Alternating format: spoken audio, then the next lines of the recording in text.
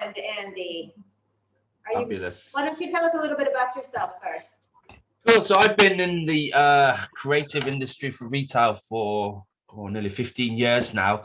My position is slightly different in that I've always worked on a supplier basis rather than working directly for brands. And I think that brings a different perspective in terms of understanding not only the client's requirements, but also from a supply and design requirement, because we ultimately have to help those clients and brands bring those visual effects to life, all within a budget. We all have budgets, and we all know how important that is. So yeah, I've worked on a number of projects right the way through, from retail design, store interiors, through to window displays and mannequins. So quite a cross section in what we do.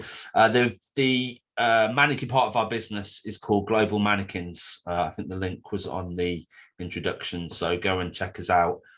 We work in London in the UK, but we also work internationally as well. So yeah, feel free to check us out. There we go, globalmannequins.com. That'll be coming up soon.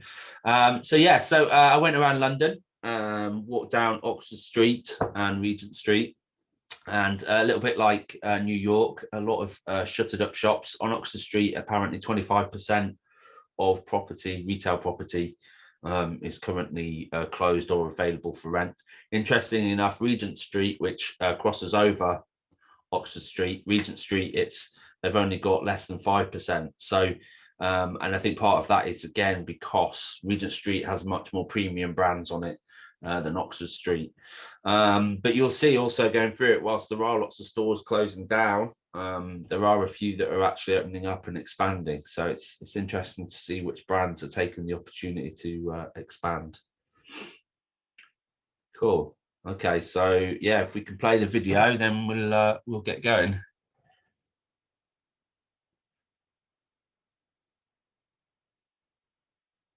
Oh yeah, I think it's playing now. Fabulous.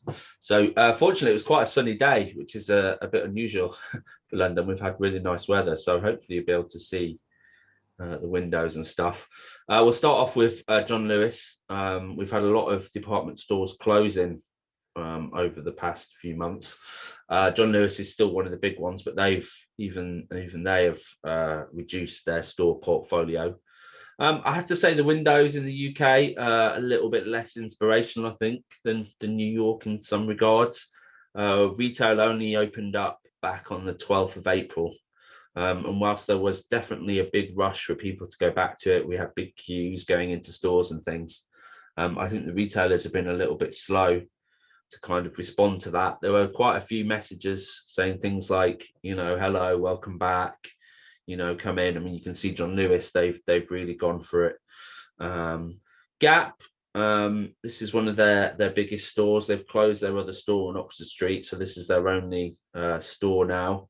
Again, not massive amount of inspiration in their windows, quite standard. Something nice about what Gap have done though is I took a shot of inside the store. They've actually got a kind of blue light going on, so clearly they're trying to here we go. So you can see this kind of blue light, which was new. I've never seen this in that store before. So they're clearly trying to accentuate their Gap blue color.